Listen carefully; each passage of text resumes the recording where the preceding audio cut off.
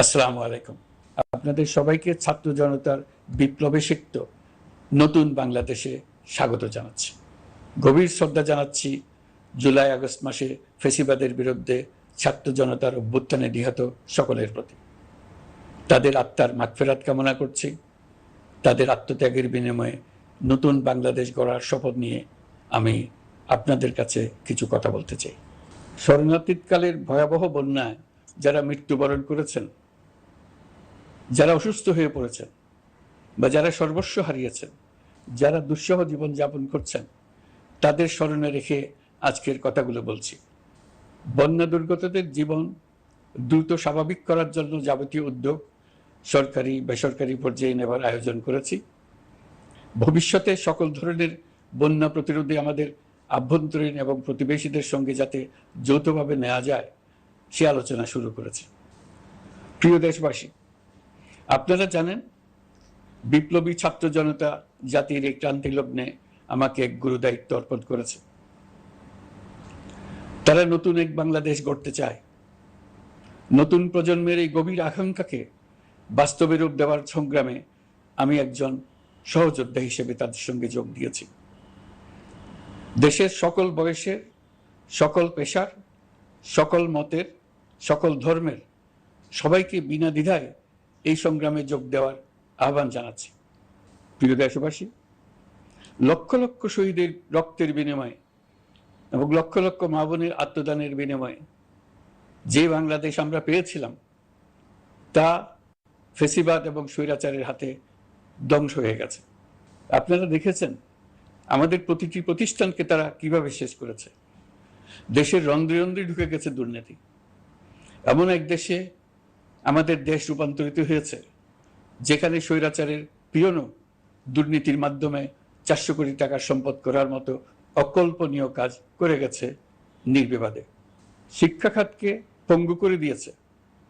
Banking ও share বাজার খাতে লুটপাট, প্রকল্প ব্যয়ে বিশ্ব রেকর্ড, অবাধ সম্পদ পাচার, আইন শৃঙ্খলা রক্ষাকারী সংস্থাকে নিজ দলের পুতুলে রূপান্তর, বাক স্বাধীনতা হরণ, মানবাধিকার হরণ, এসবই হিমশৈলের অগ্রভাগ মাত্র। ক্ষমতা কুক্ষিগত করতে ফ্যাসিবাদী সরকার খর্ব করেছে জনগণের সাংবিধানিক ক্ষমতা ও অধিকার। দুঃশাসন, দুর্নীতি, অন্যায়, অবিচার, নিপীড়ন, বিচারের নামে প্রহসনের মাধ্যমে জনসুরক্ষা বিপন্ন করেছে। জনগণকে নির্যাতন, বঞ্চনা ও বৈষম্যের মুখোমুখি দাঁড় করিয়ে দিয়েছে। নতুন প্রজন্মের মানুষ সহ কোটি কোটি মানুষের ভোটাধিকারকে বছরের পর বছর হরণ করেছে। মানুষের এগিয়ে যাওয়ার পথে সকল ধরনের প্রতিবন্ধকতা তৈরি করে স্বৈরাচার তার নিজের, পরিবারের ও দলের কিছু মানুষের হাতে দেশের মালিকানা তুলে দিয়েছে। প্রিয় দেশবাসী, কিন্তু এই দ্বার প্রান্তে দাঁড়িয়েই আমাদের গড়তে হবে স্বপ্নের বাংলাদেশ। বৈষম্যহীন, শোষণহীন, কল্যাণময় এবং মুক্ত বাতাসের রাষ্ট্রের যে স্বপ্ন নিয়ে ছাত্র জনতা আন্দোলনে ঝাঁপিয়ে পড়েছিল, আমি তাদের সেই স্বপ্ন পূরণে অঙ্গীকারবদ্ধ।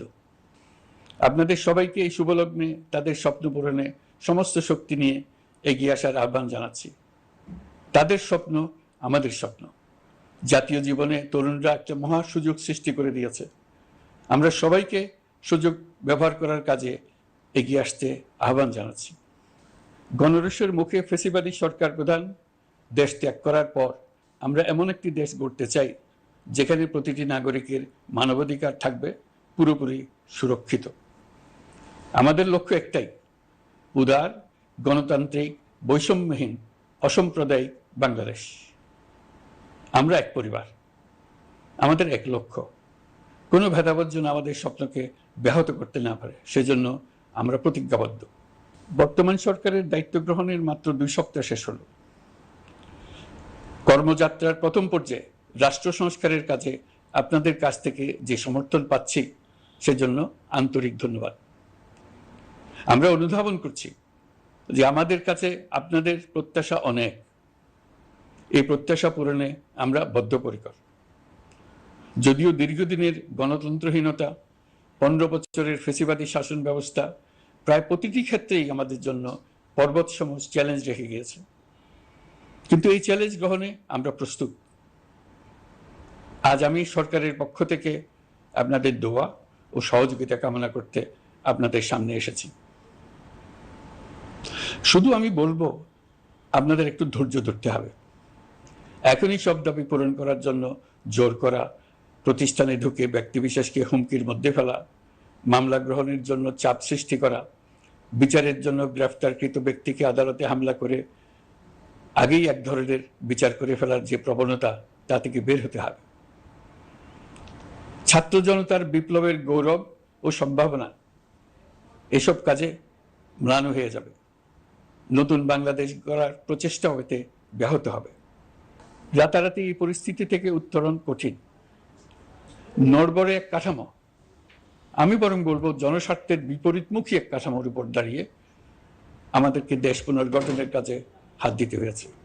আমরা এখান থেকেই বাংলাদেশকে এমনভাবে করতে চাই যেন এদেশে জনগণই সত্যিকার অর্থে সকল ক্ষমতার উৎস হয়, বিশ্ব দরবারে একটি মানবিক ও কল্যাণকর রাষ্ট্র হিসেবে সমাদৃত হয়।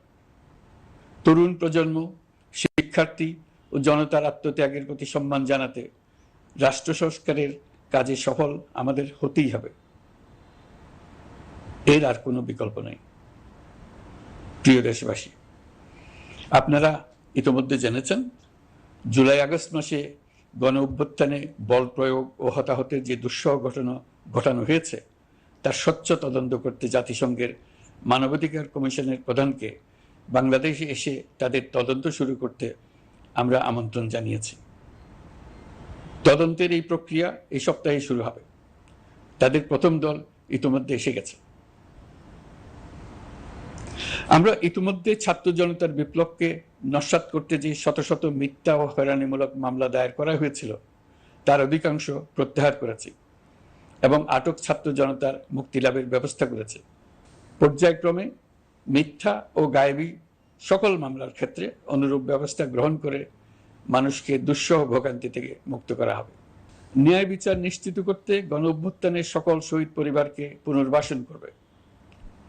সকল আহত শিক্ষার্থী ও জনতার চিকিৎসার সম্পূর্ণ ব্যয় সরকার বহন করবে। সেই লক্ষ্যে স্বাস্থ্য মন্ত্রণালয়ের নেতৃত্বে উপদেষ্টা পরিষদে বৈষম্য বিরোধী ছাত্র আন্দোলনের প্রতিনিধিত্বকারী 2 জন উপদেষ্টার সহায়তায় একটা পূর্ণাঙ্গ তালিকা প্রস্তুত করা হচ্ছে। এই কার্যক্রমের জন্য এবং গণ অভ্যুত্থানের শহীদদের স্মৃতি ধরে রাখতে সরকার অতি দ্রুত জুলাই গণহত্যা স্মৃতি ফাউন্ডেশন নামে একটি ফাউন্ডেশন প্রতিষ্ঠা করার প্রক্রিয়া শেষ পর্যায়ে এনেছে। আপনাদের সবার এবং বিদেশে অবস্থানরত ভাই বোনদের অনুদান এই প্রতিষ্ঠানে পাঠানোর জন্য অনুরোধ করছি। আমি ব্যক্তিগতভাবে এই প্রতিষ্ঠানের চেয়ারম্যানের পদ গ্রহণ করেছি। প্রিয় দেশবাসী, আপনারা লক্ষ্য করেছেন, দায়িত্ব গ্রহণ করেই আমাদেরকে আইন শৃঙ্খলা অঙ্গনে অস্থির পরিস্থিতি সামাল দিতে হয়েছে। আপনাদের সহযোগিতা ও সমর্থনে দেশপ্রেমিক সকল আইন শৃঙ্খলা রক্ষাকারী বাহিনী কাজে যোগ দিয়েছে। ফ্যাসিবাদী সরকার প্রশাসনের চরম দলীয়করণ করার ফলে বিপুল সংখ্যক কর্মকর্তা কর্মচারী দীর্ঘদিন বৈষম্যের শিকার হয়েছেন। আমরা ইতিমধ্যে সংশোধনমূলক ব্যবস্থা গ্রহণ করতে আরম্ভ করেছি। তবে প্রশাসনকে গতিশীল রাখতে এবং একই সাথে সুনির্দিষ্ট পদ্ধতি অনুসরণ করে সঠিক সিদ্ধান্তে উপনীত হতে সময় প্রয়োজন। সেজন্য সকলকে ধৈর্য ধরার অনুরোধ করছি। প্রশাসনের সকল ক্ষেত্রে প্রতিষ্ঠানগুলো যেন জনগণের আস্থা ফিরে পায়, সেটি আমাদের অন্যতম উদ্দেশ্য। লুটপাট ও দুর্নীতির আখড়ায় পরিণত করা ব্যাংকিং খাতে সুশাসন নিশ্চিত করার জন্য আমরা উদ্যোগ নিয়েছি। এই খাতে দক্ষ জনবল নিয়োগ দেওয়া হচ্ছে। ব্যাংকিং খাতে শৃঙ্খলা স্থাপন, ব্যবসা বাণিজ্যে সহায়ক পরিবেশ তৈরি এবং জনগণের জীবনযাপন সহজ করতে নিত্য প্রয়োজনীয় দ্রব্যমূল্য ও মূল্যস্ফীতি নিয়ন্ত্রণে আনার আমরা উদ্যোগ সচল করেছি। ব্যাংকিং খাতে দীর্ঘমেয়াদী সংস্কারের জন্য ব্যাংক কমিশন গঠন করা হবে। আর্থিক খাতে সার্বিক পরিস্থিতি ও সংস্কার বিষয়ে একটি রূপকল্প তৈরি করা হবে, যা দ্রুত জনসমক্ষে প্রকাশ করা হবে। শেয়ার বাজার, পরিবহন খাত সহ যেসব ক্ষেত্রে চরম বিশৃঙ্খলা বিরাজ করছে তা নিরসনের দ্রুত পদক্ষেপ নেওয়া হচ্ছে। বিচার বিভাগকে দুর্নীতি ও দলীয় প্রভাব মুক্ত করতে কার্যক্রম শুরু হয়েছে। একটি সুনির্দিষ্ট প্রক্রিয়ার মধ্য দিয়ে বিচার বিভাগের স্বাধীনতা ও জবাবদিহিতা নিশ্চিত করার উদ্যোগ নেওয়া হয়েছে। ফ্যাসিবাদী সরকারের বিচার বহির্ভূত হত্যাকাণ্ড, গুম, খুন, অপহরণ এবং আয়নাঘরের মতো চরম ঘৃণ্য সকল অপকর্মের ন্যায় বিচার নিশ্চিত করা হবে। এসব অপকর্মের সঙ্গে জড়িত সকলের বিচার নিশ্চিত করা হবে। তালিকা প্রস্তুত করে মিথ্যা মামলা প্রত্যাহার করা হবে। দুর্নীতি ও সম্পদ পাচারের বিচার করা হবে।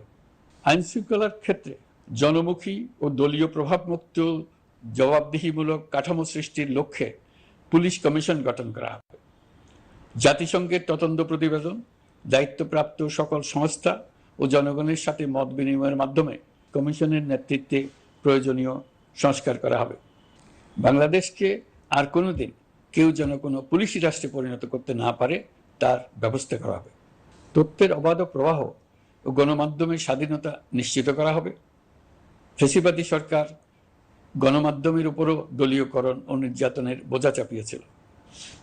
জনগণের তথ্যের অধিকার নিশ্চিত করতে আমরা প্রতিশ্রুতিবদ্ধ। তথ্যের প্রবাহে বিদ্যমান আইনি ও অন্যান্য বাধা অপসারণ করা হবে। মত প্রকাশের স্বাধীনতা বাধাগ্রস্ত করে এমন সব আইনের নিপীড়নমূলক ধারা সংশোধন করা হবে। ইতিমধ্যে এ ধরনের আইনগুলো চিহ্নিত করে এই প্রক্রিয়া শুরু করা হয়েছে। বিদেশি সংবাদকর্মীদের এদেশে আসার পর যে অলিখিত নিষেধাজ্ঞা ছিল, ইতিমধ্যে আমরা তা তুলে নিয়েছি। বিদেশি সাংবাদিকদের দ্রুত ভিসা দিতে সংশ্লিষ্ট কর্মকর্তাদের নির্দেশ দেওয়া হয়েছে। আমরা আশা করি পরিবর্তিত পরিস্থিতিতে গণমাধ্যম কর্মীরা নিরপেক্ষ সাংবাদিকতা চালিয়ে যাবেন। শিক্ষাক্ষেত্রে চরম নৈরাজ্য প্রতিষ্ঠিত করে গেছে বিগত সরকার। আমরা তার পূর্ণাঙ্গ সংস্কারের উদ্যোগ নেব। এটা আমাদের অন্যতম অগ্রাধিকার। আপনারা জানেন, দায়িত্ব গ্রহণের পর দ্রুততম সময়ের মধ্যে সকল শিক্ষা প্রতিষ্ঠান খুলে দেওয়া হয়েছে। শিক্ষার্থীদের জন্য সৃজনশীল, নিরাপদ ও ভীতিমুক্ত পরিবেশ নিশ্চিত করা আমাদের অঙ্গীকার। একই সাথে পাঠ্যক্রমকে যুগোপযোগী করার কাজও দ্রুত শুরু করা হবে। গণতন্ত্রকে সুসংহত করতে স্থানীয় সরকার প্রতিষ্ঠানগুলোকে শক্তিশালী করা হবে এবং ক্ষমতার বিকেন্দ্রীকরণ নিশ্চিত করা হবে। ছাত্র জনতার গণঅভ্যুত্থানকে সফল পরিণতি দিতে প্রশাসন, বিচার বিভাগ, নির্বাচন কমিশন ও নির্বাচনী ব্যবস্থা, আইন শৃঙ্খলা খাত এবং তথ্য প্রবাহে প্রয়োজনীয় সংস্কার সম্পূর্ণ করে অবাধ ও সুষ্ঠু অংশগ্রহণমূলক নির্বাচন আয়োজন করা হবে। এর লক্ষ্য হবে দুর্নীতি, লুটপাট, গণহত্যার বিরুদ্ধে একটি জবাবদিহিতামূলক রাজনৈতিক বন্দোবস্তের সূচনা। বর্তমান সরকার দুর্নীতির বিরুদ্ধে স্পষ্ট অবস্থান গ্রহণ করেছে। আমাদের সকল উপদেষ্টা দ্রুততম সময়ের মধ্যে তাদের সম্পদের বিবরণ প্রকাশ করবেন। পর্যায়ক্রমে এটা সকল সরকারি কর্মকর্তাদের ক্ষেত্রেও নিয়মিত এবং বাধ্যতামূলক করা হবে। রাষ্ট্রীয় পর্যায়ে দুর্নীতির বিরুদ্ধে ব্যবস্থা গ্রহণে সংবিধানের ৭৭ অনুচ্ছেদে প্রতিশ্রুত ন্যায়পাল নিয়োগে অধ্যাদেশ প্রণয়ন করা হবে। এবার কৃষি খাতের কথা একটু বলে। কৃষি নির্ভর বাংলাদেশে কৃষকের স্বার্থ যেন সুরক্ষিত থাকে, কৃষক যেন তার উৎপাদিত পণ্যের ন্যায্য মূল্য পায়, তা নিশ্চিত করা হবে। প্রবাসী শ্রমিকরা যেভাবে বৈষম্য বিরোধী ছাত্র জনতার আন্দোলনকে সমর্থন দিয়েছে, মুক্তিকামী জনগণ তা কৃতজ্ঞ চিত্তে স্মরণ করে। তাদের প্রতি সকল পর্যায়ে সম্মানজনক আচরণ নিশ্চিত করা হবে। বাংলাদেশের স্বাস্থ্য খাত অন্যতম দুর্নীতিগ্রস্ত খাত। জনগণের জন্য পর্যাপ্ত স্বাস্থ্যসেবা নিশ্চিত করার লক্ষ্যে স্বাস্থ্য খাতে প্রয়োজনীয় সংস্কার করা হবে। এই খাতে সংশ্লিষ্ট সকলকে জবাবদিহিতার আওতায় আনা হবে। হাসপাতালগুলোকে আধুনিকায়নের উদ্যোগ নেওয়া হবে এবং সেখানে সরকারি ডাক্তার সহ বিশেষজ্ঞদের নিয়মিত উপস্থিতি নিশ্চিত করা হবে। স্বাস্থ্যসেবা যাতে নির্দিষ্ট কিছু অঞ্চলে কেন্দ্রীভূত না থাকে, দেশের সব অঞ্চলের মানুষ সমান স্বাস্থ্যসেবা পায়, সে লক্ষ্যে প্রয়োজনীয় উদ্যোগ নিতে আমরা বদ্ধপরিকর। বর্তমান প্রজন্ম অনেক বেশি সচেতন। বিশ্বের বিভিন্ন প্রান্তে ঘটে যাওয়া পরিবর্তন বিষয়ে তারা ওয়াকিবহাল শুধু নয়, তারা নেতৃত্ব দিচ্ছে। তারা যে উন্নয়নের স্বপ্ন দেখে তা টেকসই এবং পরিবেশ বান্ধব, প্রকৃতি ধ্বংসকারী উন্নয়ন নয়। শুধু জিডিপি একটি দেশের উন্নয়নের মাপকাঠি হতে পারে না। নদী, নালা, খাল, দূষিত করে যে উন্নয়ন হয় তা দীর্ঘমেয়াদী নয়। জ্বালানির বিরুদ্ধে পরিবেশবাদীদের সাথে আমাদের সরকারের অবস্থান সামঞ্জস্যপূর্ণ। জলবায়ু পরিবর্তন রোধ করতে এবং আগামী প্রজন্মের জন্য সুস্থ একটা পৃথিবী রেখে যেতে কার্বন নিঃসরণ শূন্যের কোটায় নামিয়ে আনার বিকল্প নেই। আমাদের সরকার পরিবেশ ও জলবায়ু রক্ষায় সর্বোচ্চ গুরুত্ব দেবে। এই কার্যক্রমে তরুণ সম্প্রদায়কে সম্পৃক্ত করা হবে। ইতোমধ্যে বিভিন্ন রাষ্ট্র ও জাতিসংঘ বর্তমান সরকারের কর্মসূচির প্রতি সমর্থন ব্যক্ত করেছে। আমরা সকল রাষ্ট্রের সাথে বন্ধুত্বপূর্ণ সম্পর্ক বজায় রাখব। আমাদের পররাষ্ট্রনীতির ভিত্তি হবে পারস্পরিক আস্থা, বিশ্বাস ও সহযোগিতা। আমরা মানবাধিকার আইন সহ সকল আন্তর্জাতিক আইনের প্রতি শ্রদ্ধাশীল। আমাদের পক্ষ থেকে গুম বিষয়ক আন্তর্জাতিক চুক্তির পক্ষরাষ্ট্র হওয়া সহ বিভিন্ন পদক্ষেপ নেওয়া হয়েছে। ইতিমধ্যে পক্ষভুক্ত এমন সকল আঞ্চলিক ও দ্বিপাক্ষিক চুক্তি ও সমঝোতা বাস্তবায়ন করে যাব। আমাদের সরকার রোহিঙ্গা সমস্যার বাস্তবসম্মত সমাধানের লক্ষ্যে আন্তর্জাতিক সম্প্রদায়ের সাথে কাজ করে যাবে। আমরা জাতীয় ঐক্যে বিশ্বাসী। প্রয়োজনীয় সংস্কারের লক্ষ্যে রাজনৈতিক ঐক্যের মধ্য দিয়ে নিশ্চিত করা হবে নারী, শিশু, প্রতিবন্ধী, ধর্মীয় সংখ্যালঘু, আদিবাসী সকলেই এদেশের নাগরিক এবং সমান আইনের সুরক্ষার অধিকারী। তাদের সকলের মানবিক অধিকার সহ অন্যান্য সকল অধিকার নিশ্চিত করার উদ্যোগ নেওয়া হবে।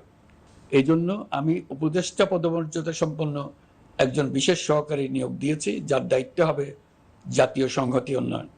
বন্যা কবলিত এলাকার সকল মানুষের দুর্ভোগ লাঘবে সরকার সঠিক সহায়তা দেওয়ার জন্য সরকারের যত কার্যক্রম আছে তাদের সচল করেছে।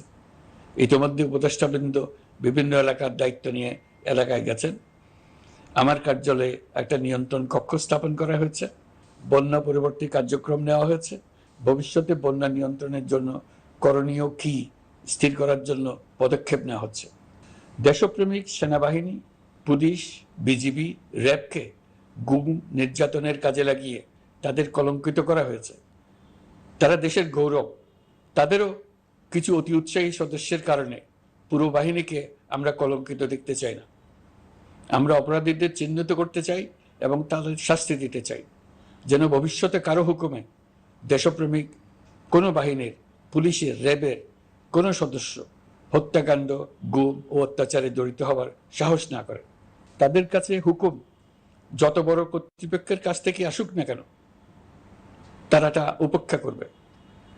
ভবিষ্যতে উপরওয়ালার হুকুমে এমন ঘৃণ্য কাজ করতে বাধ্য হয়েছে এমন ব্যাখ্যা কারো কাছে গৃহীত না হয় তার ব্যবস্থা করা হবে।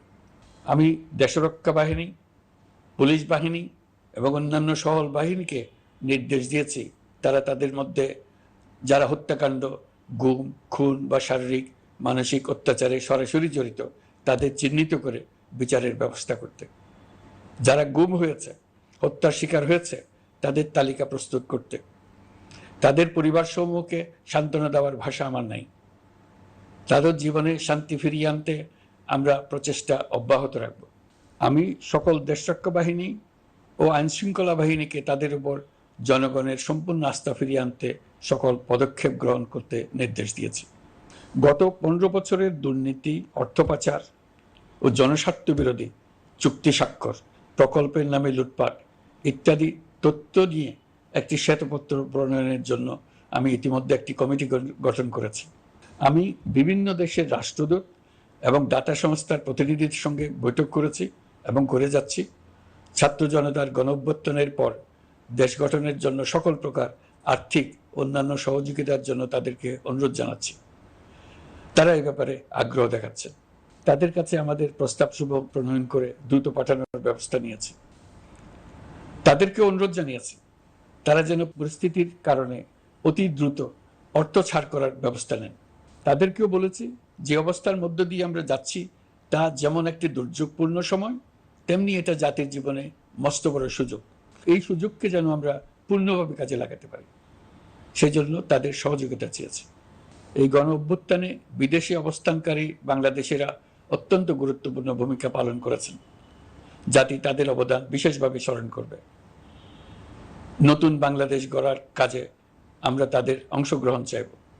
আমাদের একটি লক্ষ্য হবে বিদেশগামী এবং প্রত্যাবর্তনকারী প্রত্যেক প্রবাসী শ্রমিককে মর্যাদা ও সম্মানের সঙ্গে দেশে আসা এবং যাওয়া নিশ্চিত করা।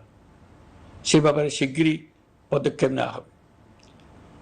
বিদেশে অবস্থানরত সকলের কাছে আমার আবেদন, তারা যেন তাদের উপার্জিত অর্থ অফিসিয়াল চ্যানেলে দেশে পাঠান।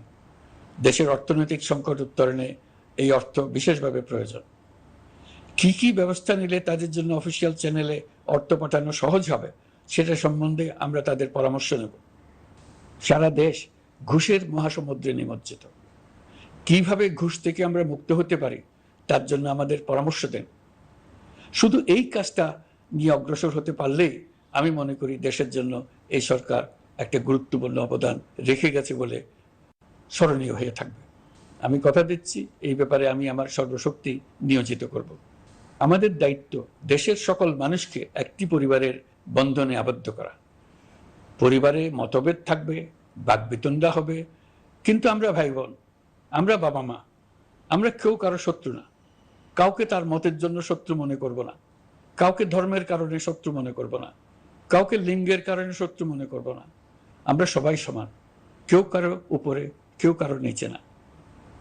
এই ধারণা আমরা জাতীয় জীবনের সর্বক্ষেত্রে প্রতিষ্ঠিত করতে চাই। একটা বিশেষ ব্যাপারে আমরা আপনাদের সহযোগিতা চাচ্ছি। আমাদের দায়িত্ব গ্রহণের পর থেকে প্রতিদিন সচিবালয়ে, আমার অফিসের আশেপাশে, শহরের বিভিন্ন স্থানে সমাবেশ করা হচ্ছে। গত 16 বছরের অনেক দুঃখ কষ্ট আপনাদের জমা আছে, সেটা আমরা বুঝি। আমাদের যদি কাজ করতে না দেন তাহলে দুঃখ ঘোচানোর সকল পথ বন্ধ হয়ে যাবে। আপনাদের কাছে একান্ত অনুরোধ, আমাদের কাজ করতে দেন।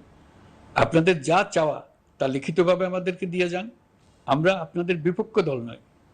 আইনসঙ্গতভাবে যা কিছু করার আছে আমরা অবশ্যই তা করব, কিন্তু আমাদেরকে ঘেরাও করে এই গুরুত্বপূর্ণ দিনগুলোতে আমাদের কাজে বাধা দেবেন না।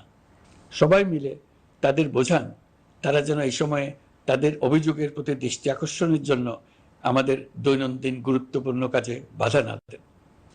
একটা বিষয়ে সবাই জানতে আগ্রহী, কখন আমাদের সরকার বিদায় নেবে। এটার জবাব আপনাদের হাতে। কখন আপনারা আমাদেরকে বিদায় দেবেন?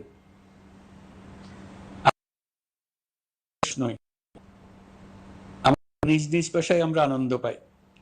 দেশের সংকটকালে ছাত্রদের আহ্বানে আমরা এই দায়িত্ব গ্রহণ করেছি। আমরা সমস্ত শক্তি দিয়ে দায়িত্ব পালন করব। আমাদের উপদেষ্টা মণ্ডলীও এই লক্ষ্যে উদ্বুদ্ধ হয়ে সবাই মিলে একটা টিম হিসেবে কাজ করে যাচ্ছি। কখন নির্বাচন হবে সেটা সম্পূর্ণ রাজনৈতিক সিদ্ধান্ত, আমাদের সিদ্ধান্ত নয়। দেশবাসীকে ঠিক করতে হবে আপনারা কখন আমাদেরকে ছেড়ে দেবেন। আমরা ছাত্রদের আহ্বানে এসেছি, তারা আমাদের প্রাথমিক নিয়োগকর্তা। দেশের আপামর জনসাধারণ আমাদের নিয়োগ সমর্থন করেছে। আমরা ক্রমাগতভাবে সবাইকে বিষয়টি স্মরণ করিয়ে যাব, যাতে হঠাৎ করে এই প্রশ্ন উত্থাপিত না হয় আমরা কখন যাব। তারা যখনই বলবে আমরা চলে যাব। আমরা সংস্কারের অংশ হিসেবে নির্বাচন কমিশনকেও সংস্কার করব। কমিশনকে যে কোনো সময় আদর্শ নির্বাচনের জন্য প্রস্তুত রাখব। আমরা বিভিন্ন সংস্কারের কাজ শুরু করেছি। দেশবাসীকে অনুরোধ করব একটা আলোচনা শুরু করতে। আমরা সর্বনিম্ন কি কি কাজ সম্পূর্ণ করে যাব, কি কি কাজ মোটামুটি করে গেলে হবে। এই আলোচনার মাধ্যমে আমরা একটা দিক নির্দেশনা পেতে পারি। তবে চূড়ান্ত সিদ্ধান্ত রাজনৈতিক সিদ্ধান্ত, সেটা রাজনৈতিক আলোচনা থেকেই আসবে। এই দিক নির্দেশনা না পেলে আমরা দাতা সরকার এবং আন্তর্জাতিক অর্থনৈতিক প্রতিষ্ঠানসমূহের সঙ্গে আলোচনায় দৃঢ়তার সঙ্গে অগ্রসর হতে পারছি না। আমি নিশ্চয়তা দিচ্ছি, আমরা আমাদের পক্ষ থেকে মেয়াদ বৃদ্ধির কোনো প্রশ্ন তুলব না। আমরা আপনাদের সকলের দোয়া চাই। যে কদিন আছি সেই সময়টুকু উপদেষ্টা মণ্ডলীর প্রত্যেকে নিজ নিজ সাধ্যমতো দেশের এই সংকটকালে সংকট উত্তরণে যেন নিজ নিজ মেধা সাধ্যমতো কাজে লাগাতে পারে। নতুন বাংলাদেশ গড়ার যে সুযোগ ছাত্র জনতার রক্তের বিনিময়ে আমরা অর্জন করলাম, আমরা আমাদের মতানৈক্যের কারণে সেটা যেন হাতছাড়া করে না ফেলে, এটা আমরা নিশ্চিত করতে চাই। এই সুযোগ এবার হারিয়ে ফেললে আমরা জাতি হিসেবে পরাজিত হয়ে যাব। শহীদ, আহত এবং জীবিত ছাত্র জনতার কাছে আমরা প্রতিজ্ঞাবদ্ধ থাকতে চাই, আমরা এই অর্জনকে কিছুতেই হারিয়ে যেতে দেব না। যে সুযোগ তারা আমাদেরকে দিয়েছে তার মাধ্যমে আমাদের দেশকে পৃথিবীর একটি শ্রদ্ধেয়, সকল দিকে দৃষ্টান্ত স্থাপনকারী দেশে পরিণত করতে আমরা শপথ নিয়েছি। সবশেষে আবারও আমাদের দেশের সকল মানুষ, শিশু, কিশোর কিশোরী, তরুণ তরুণী, বয়স্ক, বৃদ্ধ, নারী, পুরুষ সবার কাছে দোয়া চাইছি যেন আমরা আমাদের সকলের স্বপ্ন বাস্তবায়নে সফল হই। আল্লাহ আমাদের সহায় হন।